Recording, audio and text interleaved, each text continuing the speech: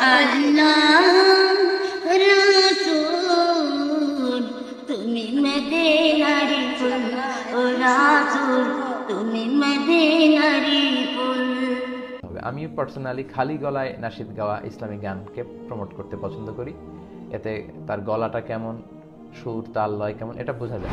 আসসালামু আলাইকুম সম্মানিত দর্শক শ্রোতা, আশা করি সকলেই অনেক অনেক ভালো আছেন। দর্শক, স্ক্রিনে যে বৃদ্ধ চাষিকে দেখতে পাচ্ছেন, এই চাষি পাগলি। এই চাষি নবীর শানে একটি গজল গেয়ে সোশ্যাল মিডিয়াতে রীতিমতো তোলপাড় সৃষ্টি করে দিয়েছে। হ্যাঁ দর্শক শ্রোতা, চাষির কণ্ঠে গজল শুনে লক্ষ কোটি মানুষ অবাক হয়ে গিয়েছে। আপনারাও শুনলে অবাক ও হতভম্ব হয়ে যাবেন। অন্যদিকে ডক্টর মিজানুর রহমান আজহারী হুজুর একই বললেন। বিস্তারিত থাকছে পুরো ভিডিও জুড়ে। পুরো ভিডিওটি দেখার জন্য সকলের কাছে বিনীতভাবে অনুরোধ রইল। তো দর্শক, শুরুতেই চলুন চাষির কণ্ঠে গজলটি আমরা শুনে আসি। এরপরে ডক্টর মিজানুর রহমান আজহারী হুজুর কি বলেছে সেটি আমরা দেখব। আল্লাহ রাসূল তুমি মদিনারি ফুল, ও রাসূল তুমি মদিনারি ফুল। ফুটছে নবীন ফুল গো তোমার, ইসলামের গুল গো রাসূল, ইসলামের ফুল গো রাসূল তোমার মদিনারি ফুল, ও রাসূল তোমার মদিনারি ফুল। আল্লাহ রাসূল তুমি মদিনারি ফুল, ও রাসূল তুমি মদিনারি ফুল। এসেছি দরে জনমি বরে, ও গো দয়াল রাসূল তোমার মদিনার গারে গারে, তোমার মদিনার গারে গারে লাখো হাজার মুসলিম গো আল্লাহ তোমারি পাক দরবারে গো রাসূল এসেছি এতিম হয়ে, ও গো আল্লাহ ও গো নবীজি তোমার নূরের ছবি, ও নবী তোমার নূরের ছবি।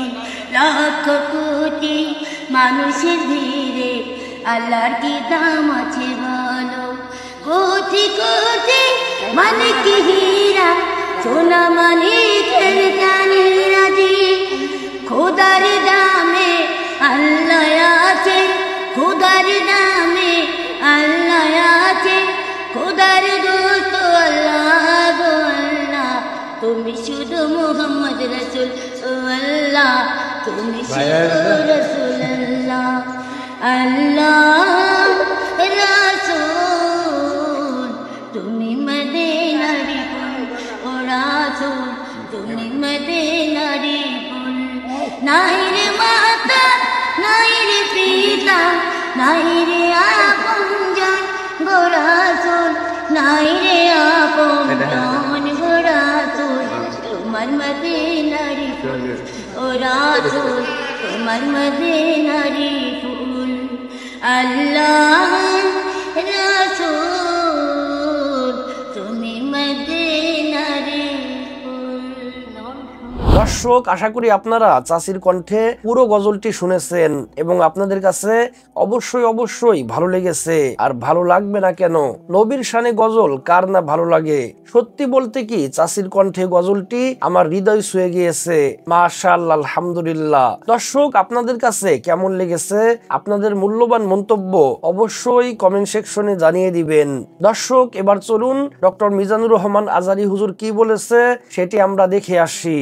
মিউজিকের ব্যাপারে আল্লাহ রাসূল সাল্লাল্লাহু আলাইহি ওয়াসাল্লাম বলেছেন, বুইসতু লিউকাসসির আল মাযামির, বাদ্যযন্ত্র ভাঙার জন্য আমি পৃথিবীতে প্রেরিত হয়েছি। আবার ইবনে মাসউদের কওল হচ্ছে, আল গিনা ইউমবিতুন নিফাক, এই সমস্ত গান বাজনা এগুলো অন্তরে নেফাকি তৈরি করে, স্রষ্টার স্মরণ থেকে আপনাকে গাফেল করে দেয়। তো এই জন্য স্কলাররা বলেছেন যে যেই মিউজিকগুলো খুব হাই বিটের, হ্যাঁ, অনেক গানের মধ্যে দেখবেন যে ডেকসেট বাজে, এমন হাই বিটের মিউজিক দিয়ে মনে হয় যে ঘর কাঁপছে, ছেলে পেলেদেরকে ক্রেজি বানিয়ে ফেলে, ডান্স দিতে মন চায় তাদের, উগ্র বানিয়ে ফেলে। এগুলো আসলে আল্লাহর স্মরণ থেকে মানুষকে গাফেল করে ফেলে, এগুলো কোনোভাবেই জায়েজ হতে পারে না। তবে স্কলাররা যেটার ক্ষেত্রে ফ্লেক্সিবিলিটি দিয়েছেন সেটা হচ্ছে মাইল্ড মিউজিক, যেখানে কণ্ঠের বিষয়টাই প্রাধান্য পাবে, আর কণ্ঠের পেছনে হালকা কিবোর্ডের টিউন থাকতে পারে, হালকা সামান্য রিদম থাকতে পারে। মাইল্ড মিউজিকের ব্যাপারে অনেক স্কলাররা এটাকে পারমিসিবল বলেছেন, যে এই জাতীয় মিউজিক শুনলে হয়তো তার মনের মধ্যে উগ্রতা, ক্রেজি ভাব এটা তৈরি হবে না। স্রষ্টার স্মরণ থেকে যদি তাকে গাফেল না করে, তাকে যদি ফিজিক্যালি ক্রেজি না বানায়, মেন্টালি ক্রেজি না বানায়, এবং সেই গান বাজনার মধ্যে যদি অশ্লীল কিছু না থাকে, তাহলে হালকা মিউজিক অনেকে অ্যালাউ করেছেন। তবে to be in the safer side, safe জোনে যদি কেউ থাকতে চান, তাকে নাশিদ বর্জন করতে হবে। আমি পার্সোনালি খালি গলায় নাশিদ গাওয়া ইসলামিক গানকে প্রমোট করতে পছন্দ করি।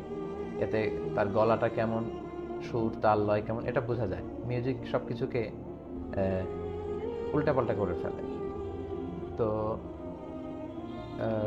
কণ্ঠটাকে আর কি তখন বোঝা যায় না। এই জন্য সেফ জোন হচ্ছে সব মিউজিক বর্জন করে খালি গলায় গান করা, নাশিদ করা। তবে ইখতিলাফপূর্ণ যেটা, সেটা হচ্ছে হাই বিটের মিউজিককে নিষেধ করা হয়েছে, আর হালকা মিউজিক যদি হয় সেটা অনেক স্কলাররা পারমিসিবল। জুহুরুল মা'জাফিয়াল কিয়ানাত, কিয়ামতের আগে ঢোল, বাদ্য, বাজনা, মিউজিক্যাল ইনস্ট্রুমেন্টের আতিশয্য দেখা যাবে। এখন ঢোল বাদ্য আছে না নাই? কথা কন।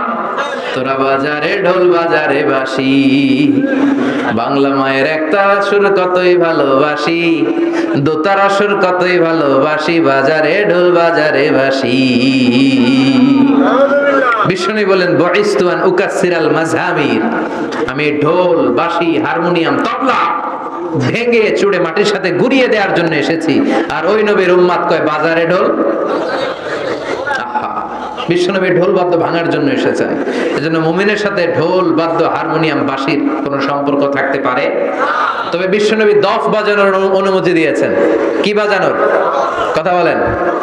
দফ বাজাতে পারবেন, কিন্তু ঢোল বাজানো যাবে। দফ চিনেন? দফের এক পাশ খোলা থাকে, এক মুখ, এক পাশ খোলা আর এক পাশ আটকানো, কিন্তু ঢোলের দুই পাশ আটকানো। ঢোল বাজালে অন্তরে নেফাকি তৈরি করে কে?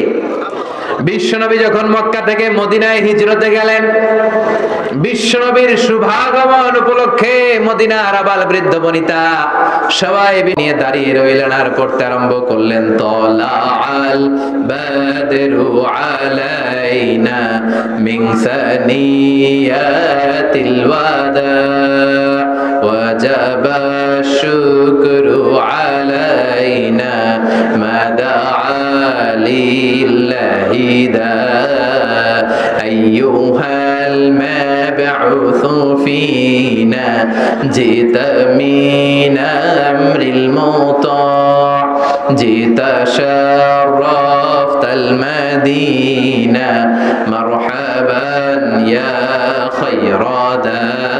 পড়ে তলাআল বাদরু আলাইনা মিন সানিয়াতিল ওয়াদা ওয়াজাবা শুকরু আলাইনা মাদা লিল্লাহি দা। আল্লাহু আকবার। আপনাদের মনোযোগ আছে না গেছে?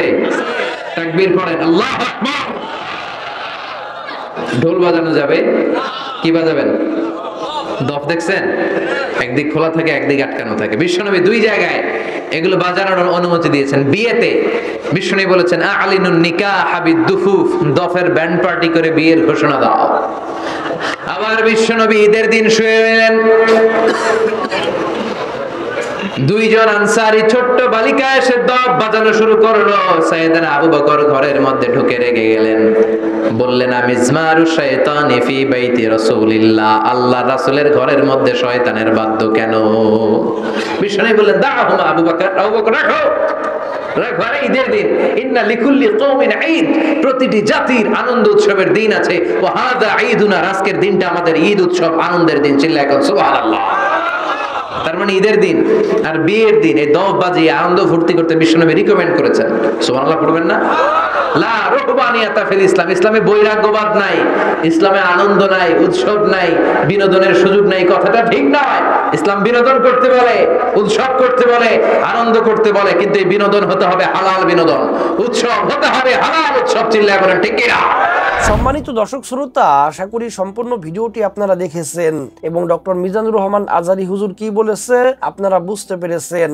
আপনারা সকলেই মিজানুর রহমান আজহারী হুজুরের জন্য দোয়া করবেন, আল্লাহ পাক রব্বুল আলামিন যেন তাকে হায়াতে তয়্যিবা দান করেন, সর্বাবস্থায় যেন তাকে হিফাজত করেন। তো দর্শক, ভিডিওটি এ পর্যন্তই। ভিডিও নিয়ে যদি আপনাদের কোনো মন্তব্য থেকে থাকে, আপনাদের মূল্যবান মন্তব্য অবশ্যই কমেন্ট সেকশনে জানিয়ে দিবেন। ভিডিওটি ভালো লাগলে লাইক এবং শেয়ার করে দিন। আর হ্যাঁ, নিত্য নতুন আপডেট ভিডিও পেতে চ্যানেলটি সাবস্ক্রাইব করতে ভুলবেন না। ভালো থাকুন, সুস্থ থাকুন, এই দোয়া রইল। বেঁচে থাকলে দেখা হবে পরের ভিডিওতে। আল্লাহ হাফেজ।